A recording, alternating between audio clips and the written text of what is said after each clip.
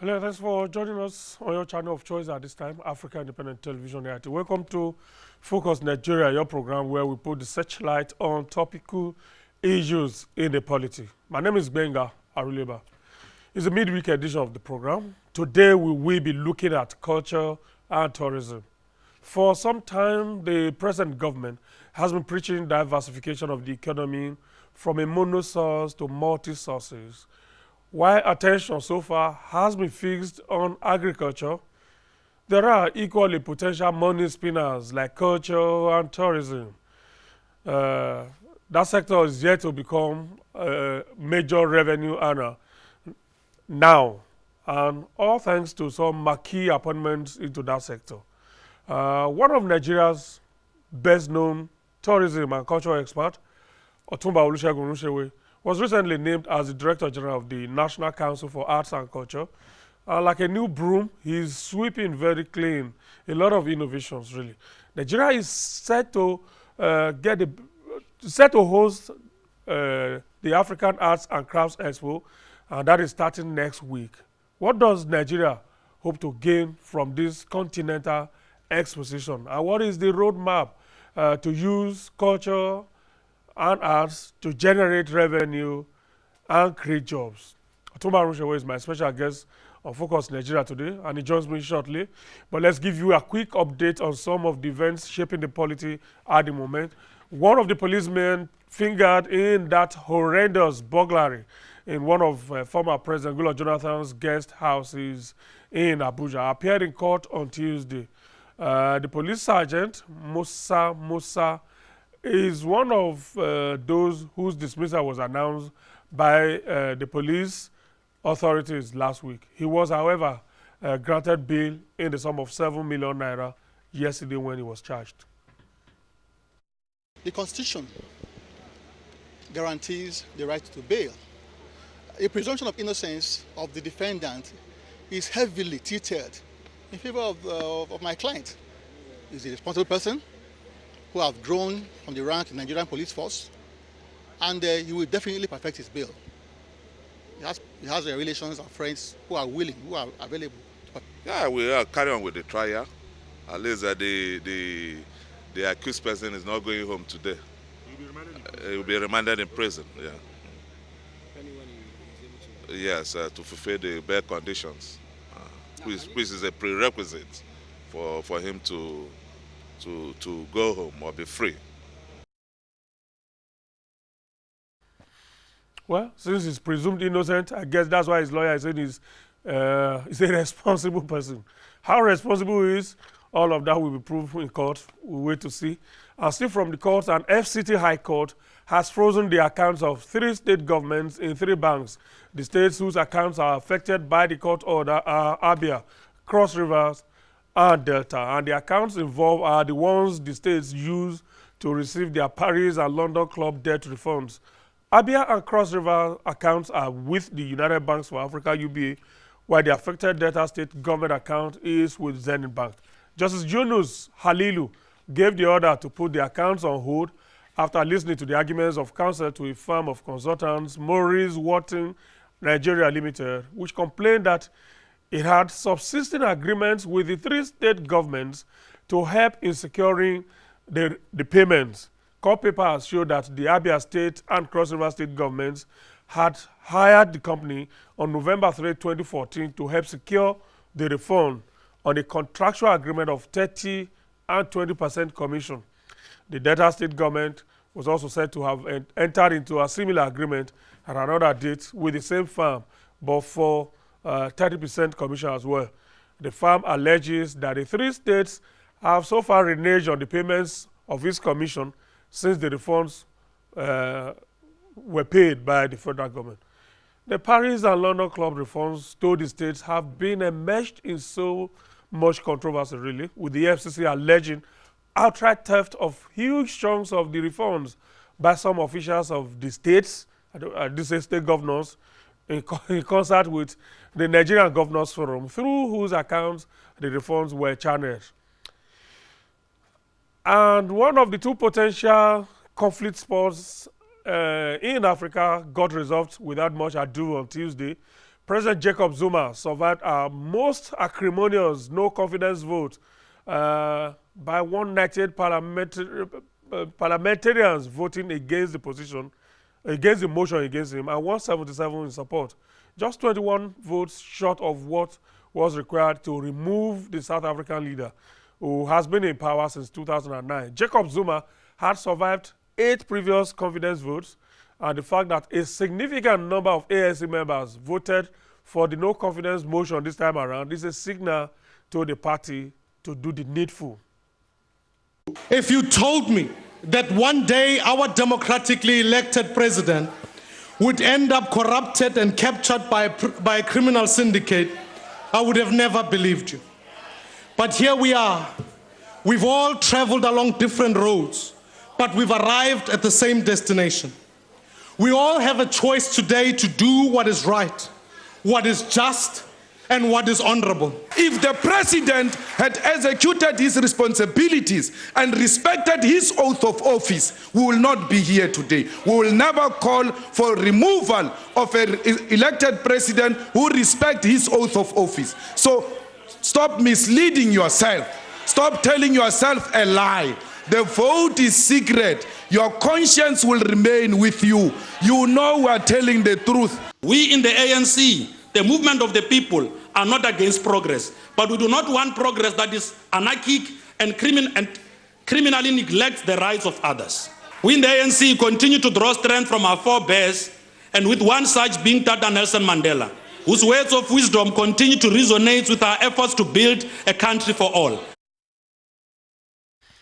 At some point very soon, the ANC will have to choose between Jacob Zuma and keep ruling in South Africa. Otherwise, Jacob Zuma is taking them through the road to Golgotha, if you ask me.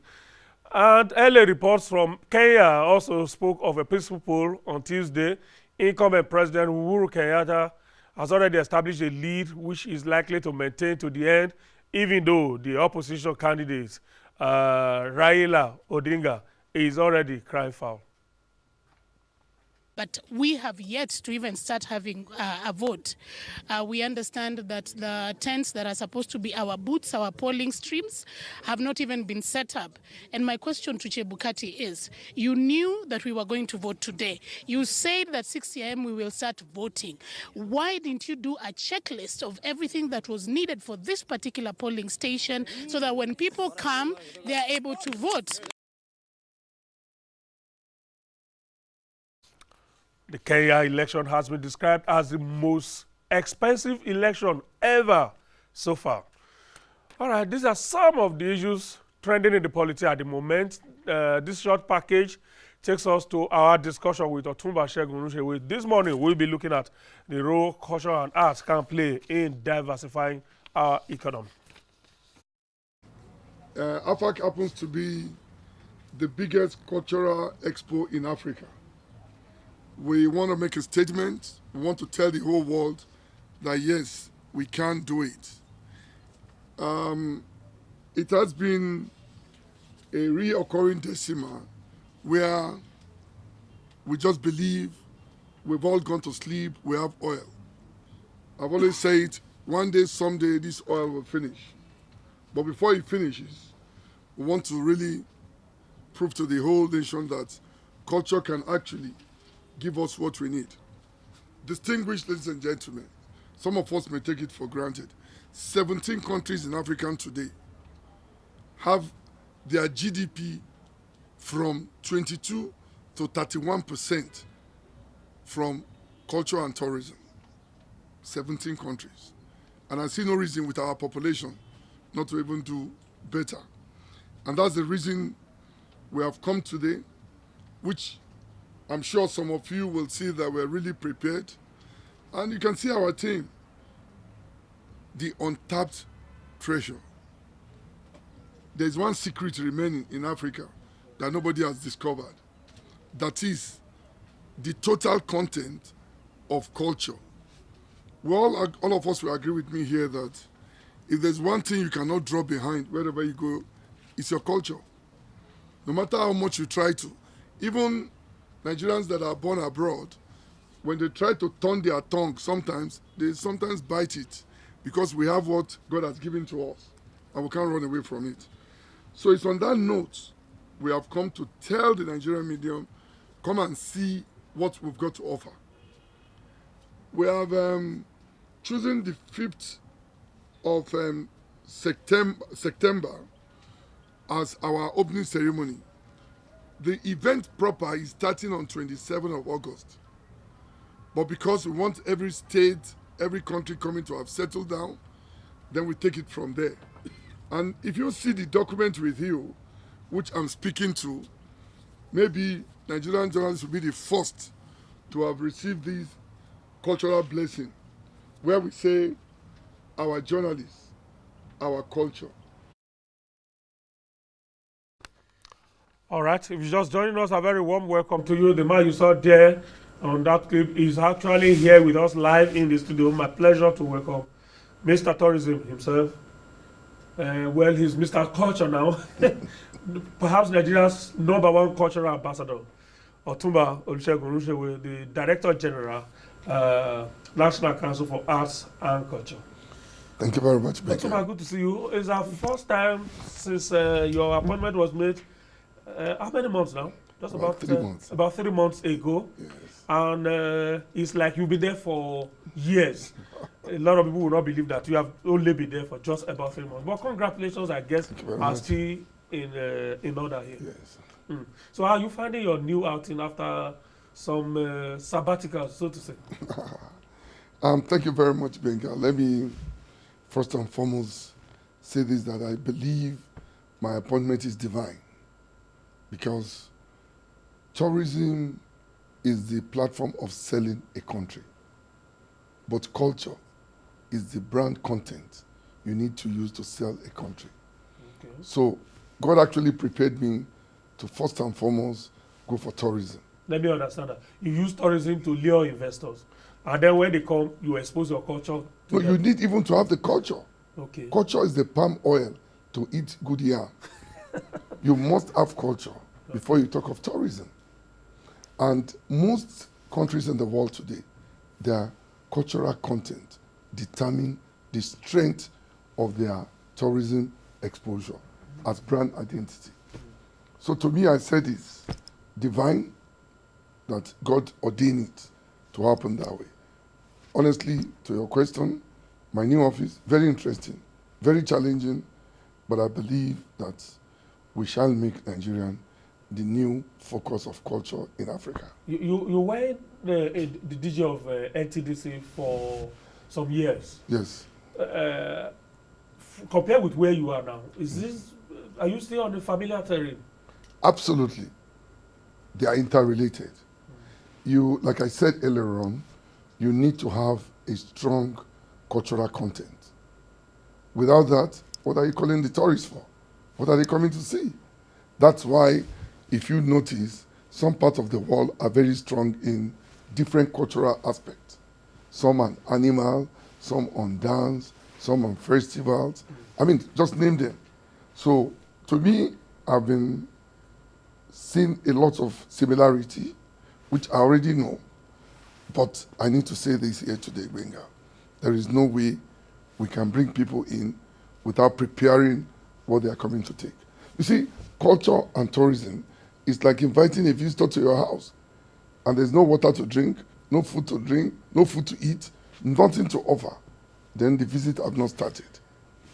Culture is the bane of any country that want to develop a strong tourism content, to first of all develop it. What can you tell us about the attitude of the government to this sector at the moment? Because the belief is that it's a sector that has not received much of government attention, really. All we have been seeing have been maybe occasional individual efforts of those that have been put in some of these key places, particularly where before you got to the NTDC, not much was known about the NTDC. Exactly, yeah. And since you left, I must also say that less is heard about NTDC again. So why is this so? Is it that government doesn't realize that this is a sector that is a potential money earner that can actually supplant the oil sector? The truth about it, Gbenga, is leadership problem. When I was in tourism, I took tourism to the next level by showcasing our strength as a people to the whole world. Don't forget, when I was in office, we had 4 international exposures. World Travel Market in London, FITO in Spain, ITB in Berlin, and Arabian Travel Market in Dubai. So don't always blame government, please. Let us always put it to leadership problem. There is no way any government can take any sector extremely too serious, except somebody can show the return. Government is not Father Christmas. Honestly. Now, when I was in tourism, I must commend the National Assembly. They give us fantastic support because they see the benefit, return back home. Now, I'm trying now to make culture to take the next level. When I was in NTDC when parastatal D, I brought it to parastatal A. So now, culture is the beam. Always, let us stop this attitude of saying, no money, no money. The little you have, if you justify the best of it, you will get more. And no major sponsors will even come near you if you don't have a good product. So I still want to stand by the word of leadership is quite very important. And once you do that, you will get all the support.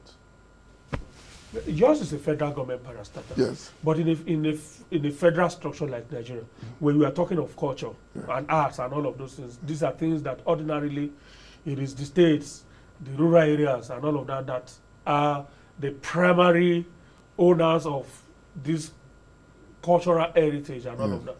But being a federal government agency, is that a hindrance to your efforts? If it is, how are you trying to reach out to the states and perhaps the local governments, maybe communities as well, in trying to have a kind of a roadmap, a common roadmap for everybody? You see, Gbenga, because I assume that it will be difficult for a federal government agency like yours that is situated in Abuja, for instance, to be talking about the cultural heritage in my community, for instance, if you don't have a kind of synergy with the state government and probably the people of those different communities. The problem is communication.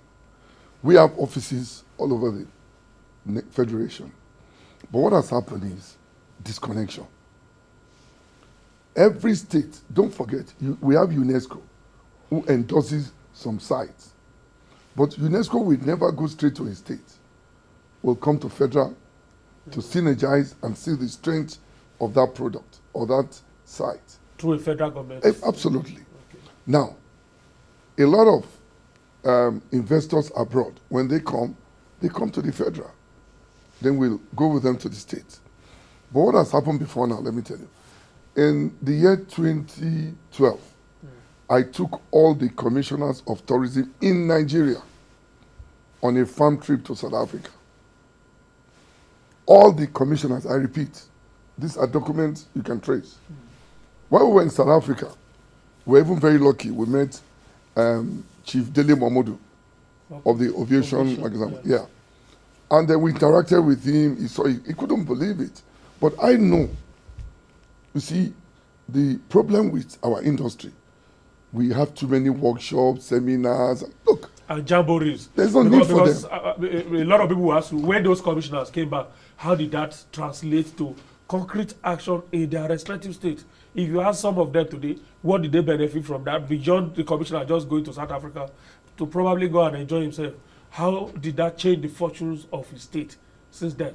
Yes, some of them did. For instance, I would remember one gentleman, the commissioner of tourism for Kano State then. Kano, Alhaji Yakasai.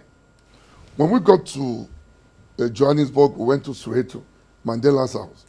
We just a 2-room apartment. Yes, just small rooms, small house, and they are raking a lot of money from that place. We had a queue of over 200 visitors trying to see Mandela's house. The first thing Yakasai said to me, Otunba, we have Aminu Kano's house in Kano. I'm going to take advantage of it. So I agree with you. Some of them need exposure. You see, our industry is a creative industry. You don't need too much seminars, workshop, all this. No, you need direct interaction with the ordinary person on the street who is ready to add value. One other secret you need to hear from me today. Some of the people in my industry only require 50,000 naira as their capital. You can imagine how many 50,000 naira will remove 200,000 criminals on the street. Or potential criminals. Or potential criminals. And we have a better Nigeria. So that's why, under my leadership, within this short time, it's on record, I have been able to secure 300 million naira from Bank of Industry. 300 million. 300 million from Bank of Industry.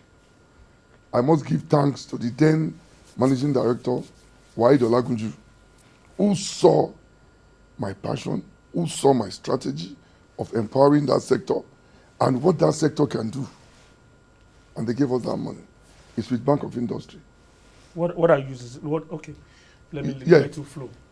Otherwise, I'm going to be asking, what is the essence of the 300 million? Like the Chinese did in 1978, they gave out $2 billion to their creative industry. The story have changed today. And that's the same strategy I'm adopting. If you take 300 million naira and give 150,000 naira as capital, these people don't need more than. Look, somebody produces this. This is empty bottle of Coke that has been thrown to the dustbin. It's now used to keep pencil cleaner for the children, school children. I have one of these. Very good. Now, this costs only 50 naira. We have empowered somebody to make. Or when you make it to sell. To sell. Okay. 50 naira. And you don't need any. You don't need much to make it. At all. Only the zip and bottles you pick on the street. This person has made a difference. He doesn't need more than 50,000 naira as the capital. I'll also come here and tell you what we put on the table to put our biro, pens, all these things on. This is what I have on my table in the office. This costs another 50 naira. Before we import all this. So when I'm talking about the 300 million, you have this paper pack. You put papers in the office. Look at it. This is a CD that has been thrown away in the dustbin. We picked it. Nothing useless. That's from waste to wealth. You put this on the table, you are good to go. That means you have a table mat on your table. Don't forget that we have these too. Done at Garki Market by an ordinary, somebody you call a peasant. But today, she's earning capital. Buy it. Your dress that you're wearing, this dress you're wearing, you finish using it, you throw it in the dustbin. We get these women to go and pick them, and these are table mats. The table mats we import with dollars from America, from the United States, from everywhere. You don't need to do that again. We have opened up a new market of waste to wealth, which is a big business.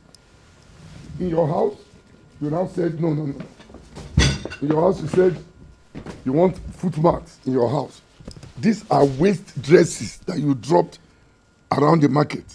We've now turned them to good business. For two things actually. First of all, you keep the environment clean by picking them up. Exactly. And then turn them to something useful. This is a foot mat that costs only 1,000 naira. And there's no foot mat you can get in the market less than 15,000, 20,000 minimum. So we are bringing up all this. We didn't leave school children alone. We've come up with a fantastic map. Most of our children these days, they don't even know the map of where they are. This is the map of, you see the way it is? So you remove it, you put it back. Same thing here. You know, we're having an African program. We also did for Africa. So, and this map cost only 1,500. We have come up with so many strategies. Look, the school bag that children will normally buy and they import. And I will tell you a secret about this, what happened last week. This is a school bag done with Adire, tie and dye. Can you imagine? The same bag that they bring from England for 50. Is everything about this bag adire, or you just use adire Everything is adire. Everything. Look at it. We even put our logo to confirm that we actually set the ball in motion. Right now, as I'm talking to you, a school in the Gambia who saw us on AIT, giving it to the group managing director of AIT, have contacted us. They've asked for 50,000 pieces. of this. Of these 50,000, it's a document, I have it, written from their embassy that they need these bags. Now we're in business, we're going for it. I can go on and on, but just not to take most of our time. This man is in Benue, Dajo. Now we've done teacups. You don't need to travel. No. You don't need all this again. This is a special teacup. If you have a special guest, tea for one. Produced in Benue.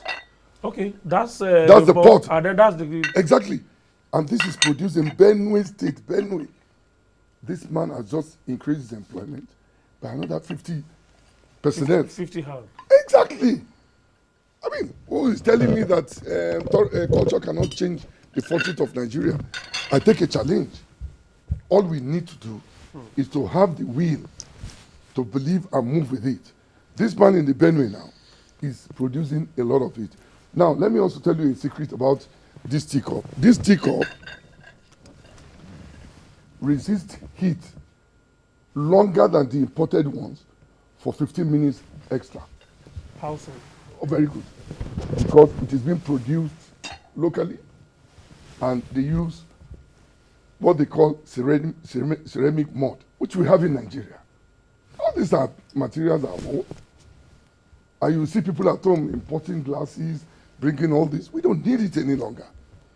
All of these things, is it from this 300 million loan you got from the BOI, you are able to get all of these people empowered? We've not even started with the 300 million. These are personal support from NCAC. From your agency? From my agency. And we're going around the country very soon to document all these things. Look, this one is in Use Market. And the other one, this one, is in Garki Market. These are waste to wealth.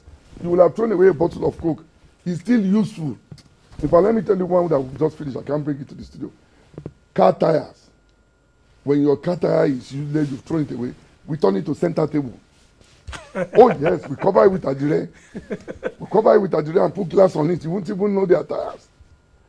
We are disused car tires. Yes, I'll bring them on. You will see them at AFAC when we are there.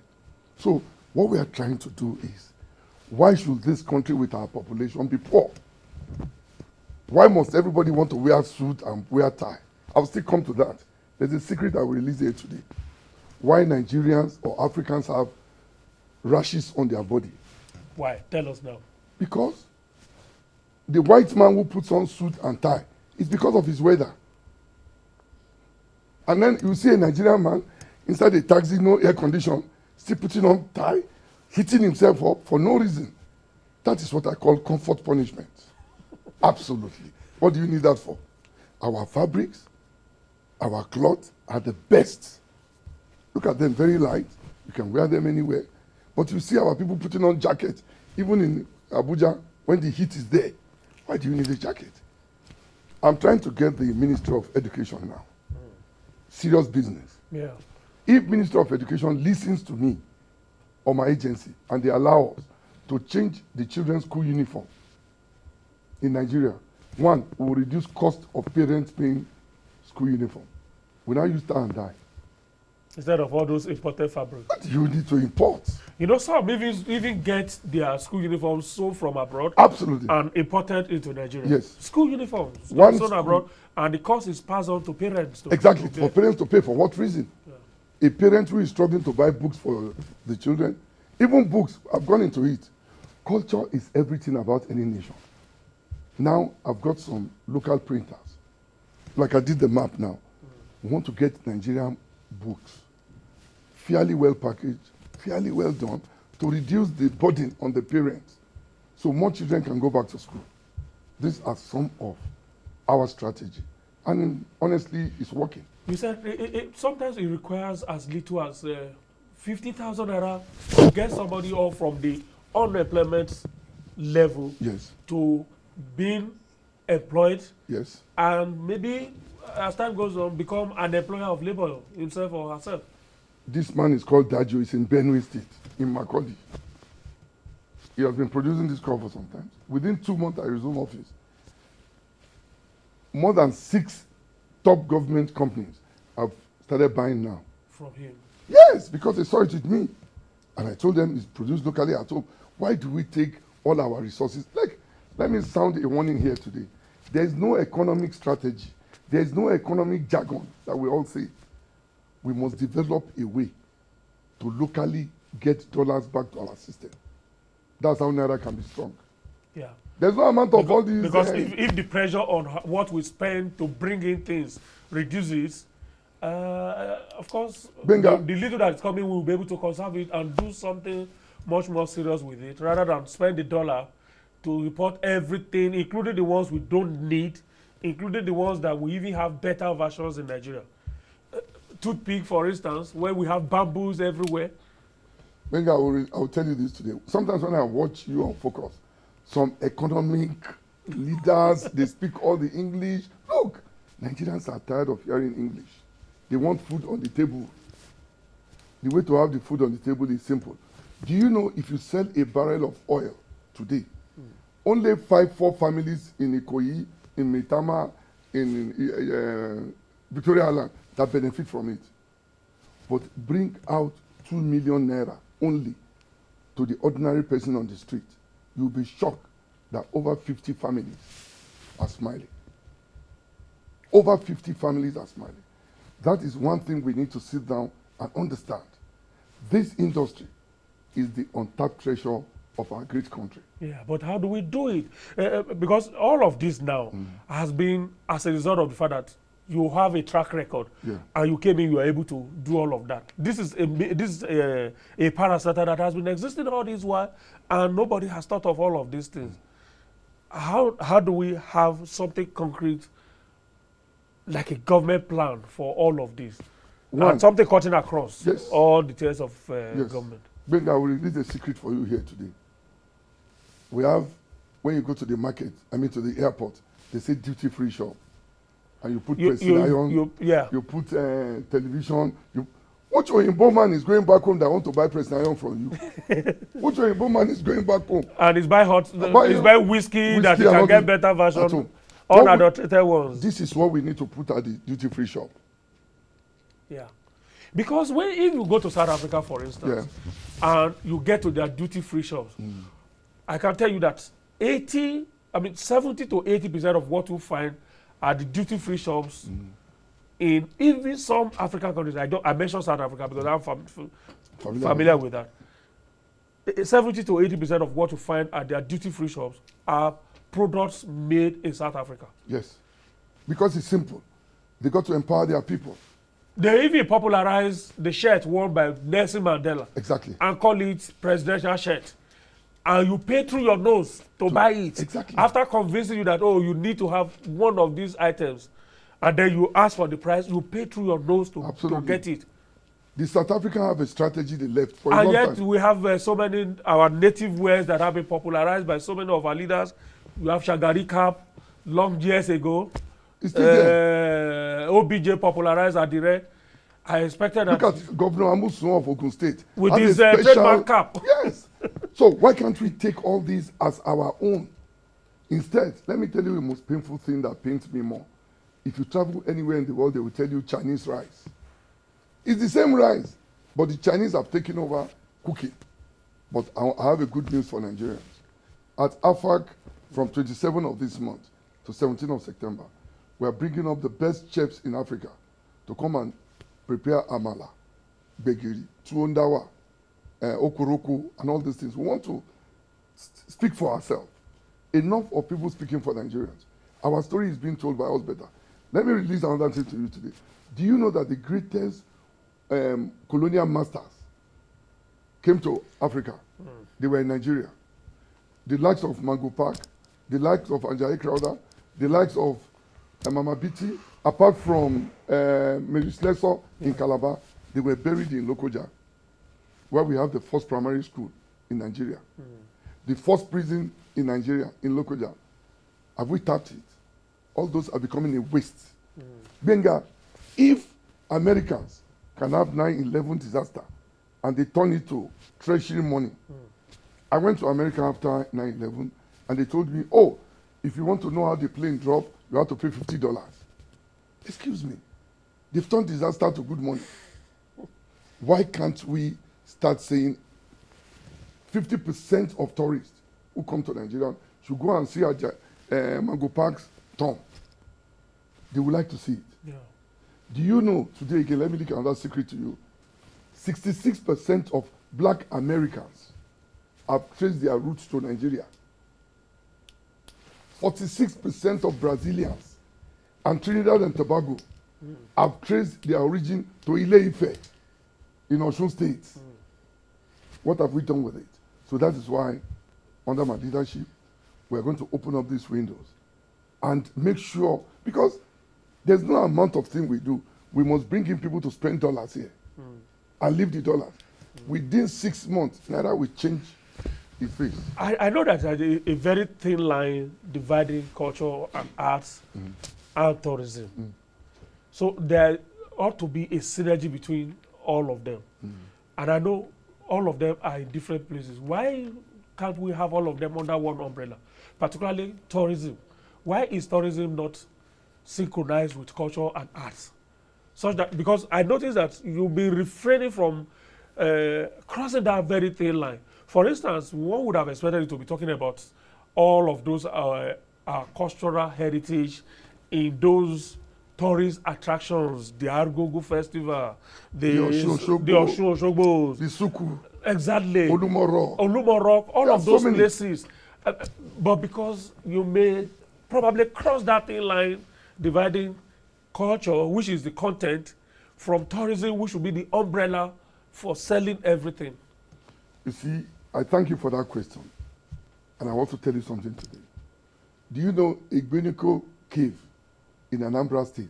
Ogbodigwe. A cave, yeah, in Anambra State. That's where the late Senator Chuba Okadigbo said he went to keep the maze of the Senate where they wanted to impeach him. Exactly. And he said a 7-foot python was guiding it. Exactly. Do you know that cave has the highest number of coal in Africa? Today, South Africa has one miniature cave in Durban. It's not miniature. Have you been to that cave? I've been to that cave. That cave you can't compare with the one in Anambra. I went to that one. It's breathtaking, really. No, but it's packaging. It was packaging. Yes. I've been there too. If we package the one in Anambra now, it will become, when there's even no road to get to the one in Anambra, we need now to do a good road, traceable road, that we can be there. That's all. Look, let me give you something again that will interest you. Kenyans were selling animal cultural tourism strategy for over 50 years. Yeah.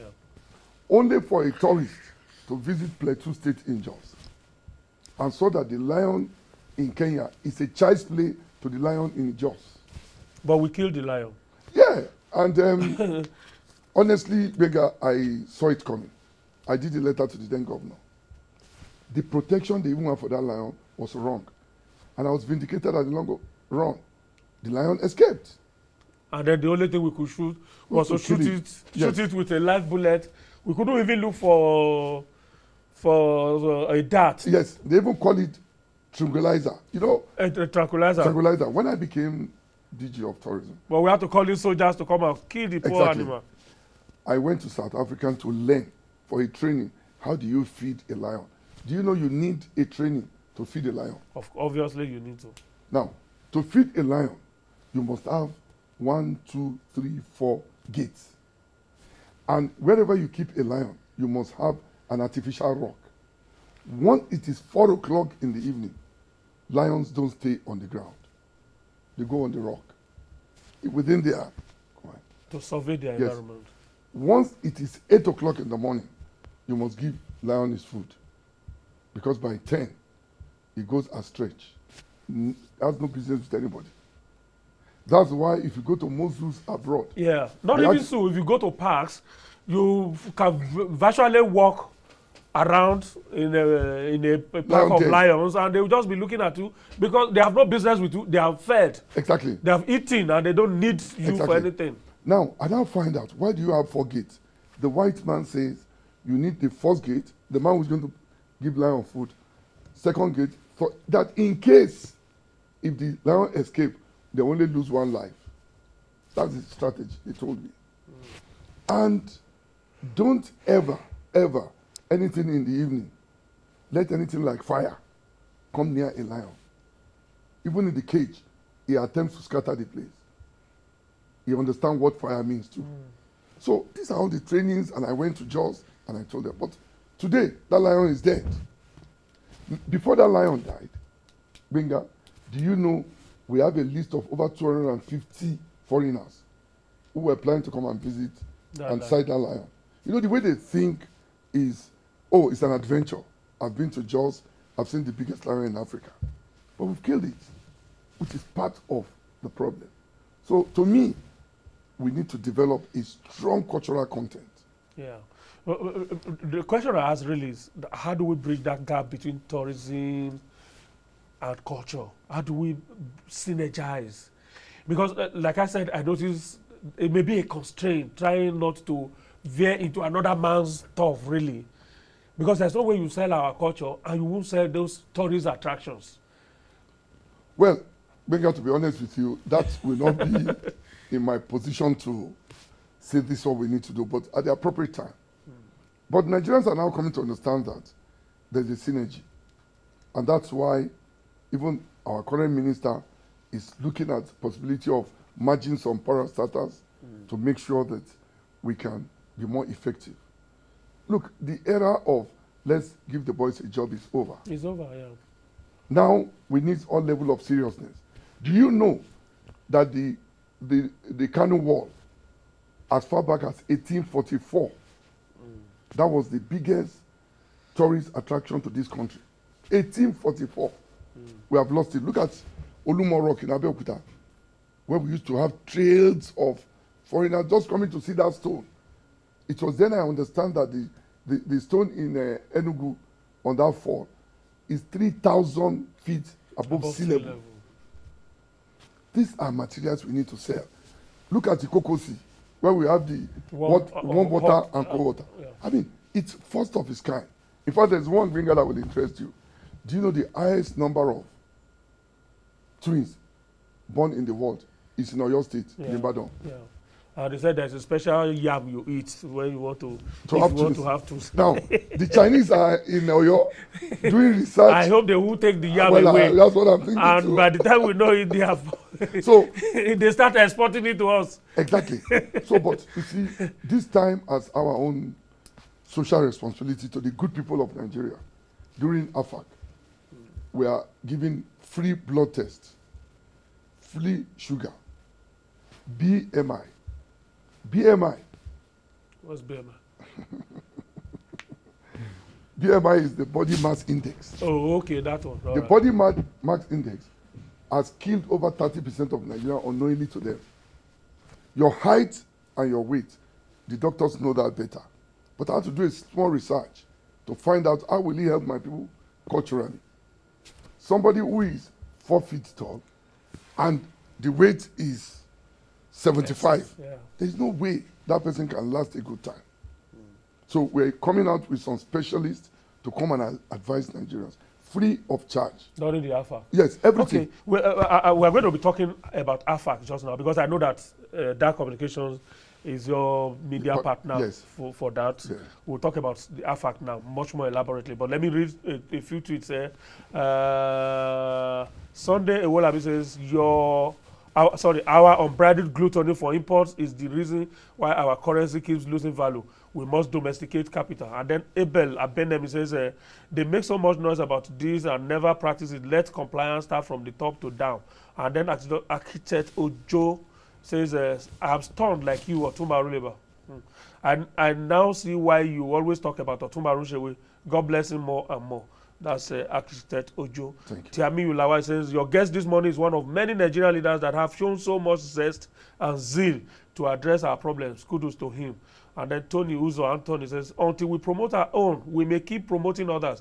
I am proud of your guests. More grace, sir.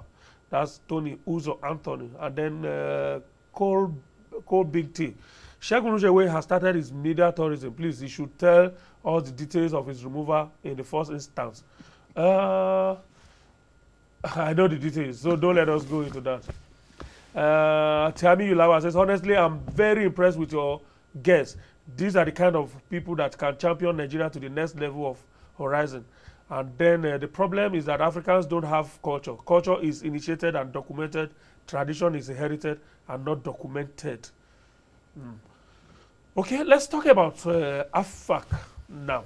That's the Africa Craft Expo. Crafts Expo. Arts and Craft Expo. Arts and Crafts Expo. It's not the first of its type, is it? It's been on for 9 years. This is the okay. Yes. Okay. How come it's getting to a different notch this time around? Well, Benga, with total sense of responsibility and being modest. When I came into office, I saw the platform.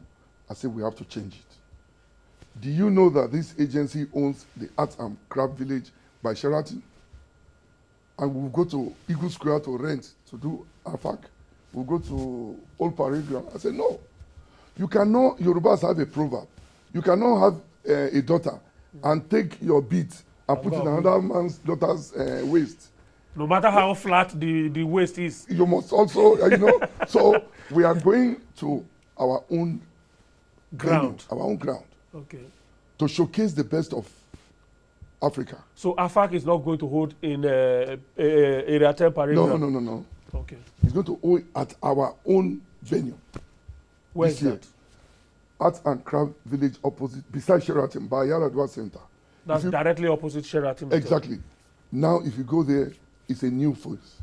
Please, all of us owe this country one thing. We must be fair to Nigeria.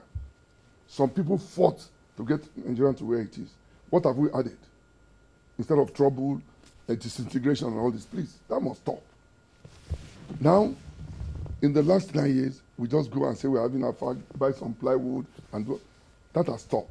We're going to construct a world-class pavilion that can stand the test of time, that can speak for this country. Do you know that this is the biggest expo in Africa, the biggest festival in Africa? Nigeria has been dropped since 2010. We are no more on the list of the best 10. So this one now, I'm not going to allow it. We are going to struggle it with every strength. Nigerian, with our population, we must make a statement. You don't invite 25 countries, 35 or 36 plus Abuja, 37 states, and investors, stakeholders, and you provide only 2 or 3 toilets. This year, I'm putting 40 toilets at the pavilion, 40. Okay. I must be grateful to NEMA. NEMA has given us 4 ambulances, 3 evacuating vehicles. Fire service has given us 1. Look, these are the standard all over the world. So security won't be a challenge? No. We have the Commissioner of Police for FCT, fantastic gentleman, who has given us all the support. Federal Road Safety, only yesterday, gave us a team. Thanks to Oyeyemi, the Corps Marshal General. I can go on and on. So all these people are ready to support you, but have you gone to them? That's the problem. When I got to some of them, they said they never heard of AFAC. I said, well, you will hear this here, and you continue to hear. This is a platform to enhance the ordinary Nigeria. Don't forget, they have the Brazilian Carnival, but the Trinidad and Tobago Carnival is the oldest, 196 years old, followed by Brazilian, which is 86 years old. Then Notting Hill Carnival, which is 38 years old. What have we got? Nobody has heard about the one we do in Central Lagos. What do they call that one? Not even Eyo. There's one that they do in Central Lagos. Oh, that is the Eko Nibaje or something. When I remember it, I will let you know. It's a tradition from, because you mentioned Brazil. That's why it's usually in that Brazilian cutouts and all of that. Yes. Then we must stop to have festivals that have the coloration of importation. The white man is tired of seeing nakedness. What exactly will be happening at this expo? Those African countries that are coming to participate, are they also coming to exhibit their own cultures and arts and all those things? Look, they are exhibiting Benga, but they will stay in our hotel, pay our taxes, eat our food, patronize our product. Don't forget that with what we have on ground, like the teacups, all these things, they will buy them in hundreds. So what will be on display? Nigeria's culture? No, both, arts, all of us. For instance, Nigerian cuisine and all those things. How do we capitalize on the opportunity to sell all of those things that are the Nigerian in us to the rest of Africa? Nigerian staple food items and all those things. That's why I said to you, we're doing skill acquisition program free. All these items I've shown to you, we are bringing people to train ordinary Nigerians. Free. We're not taking a dime. Everything, the machines are ready. There's a section for that. There's a section for that. We want to bring out all the potential criminals on the streets out. One thing also I must mention to you, have you noticed we have less blind men begging for money on the street now? In Abuja? Yes. Under my leadership, we have moved them to Bauchi. They produce all those bags and everything cheaply. Because the Chinese use this, the Koreans use this, I think, about the year 1911. They brought out the blind people and started using them to be producing bags, etc. And today, you know, the blind man is more focused than we see. He's stagnant in one place and he's knitting his thing. Nobody so all his concentration is not seeing any distraction? No distraction. So we are taking them to Bauchi in numbers. Today, that is also helping us. In Bauchi, as in the, you established a center there for them? Yes, we did. All right, somebody here is saying that please, Runsewe should extend the net to southern Kaduna. We have someone who produces kitchen utensils there using teak tree. In southern Kaduna? Yes, somebody mentioned it. Okay. But the person needs to contact us quickly. We can even bring him to AFAC. We are helping people like that at no cost. We bring them to AFAC. Your guest is good, but I spent time in Malaysia, Indonesia, Thailand, etc. with a hot weather where people still wear suit and jacket. That's Laji Agbaz. Then Churchill Uwagu says, Benga, your guest this morning is a guru in tourism and culture, but the Pentecostal churches are destroying our cultures. I don't know about that. Isaac Ogidi says, Benga, I honestly love your guest. He's very, very believable. Keep up the good work, sir. And then Kennedy Nzan says, Benga, thanks for mentioning Chuba Okadigbo on your program today. You just brought nostalgic emotions and reminiscence of an icon. Yes. Passing shot. Yes. When is the AFAC opening? AFAC is opening on the 27th of August this month. Okay. And it will end on the 17th of September. But because of... That's about a month? Yes. No, there were 3 weeks. 3 weeks, okay. But what we've done is that the opening ceremony will be on the 5th. Because... 5th of September. Okay. We are bringing up the first ever, the biggest cultural stage in Africa will be unfolded there. Okay. We are also bringing up 5 major sculptures that we speak for this country. One of them quickly is Olajumoke, the bestseller. We have structured it that we want to tell the story the way it should be. So we're coming up with, we have to celebrate our own. Look, Benga, with due respect, quickly. All over the world today, they sell their country with SWOT analysis, strengths, weaknesses, opportunity, and threats. Meaning, Nigerians have been discussing their weaknesses before now, but want to discuss our strengths and opportunities from now. Okay. And that's why we coined the word. Our culture, our pride. Indeed. And Nigerian Central Bank of Culture is NCAC, which will make the difference. Our new oil will be culture very soon. All right, I believe all of that. But like I said, AIT is the official media partner for the AFAC. And so you'll be hearing more about the AFAC as the day draws near. Thank you so much. Pleasure. Thank you very much. Otunba Segun Runsewe is the Director General, National Council for Arts and Culture. And this morning, we've tried to talk about the place of culture in our attempts to diversify the Nigerian economy. Thank you so much, sir. I appreciate your time. Thank you very much. Thank you too for investing your time with us this morning. Enjoy the rest of the day. I'll see you tomorrow, God willing.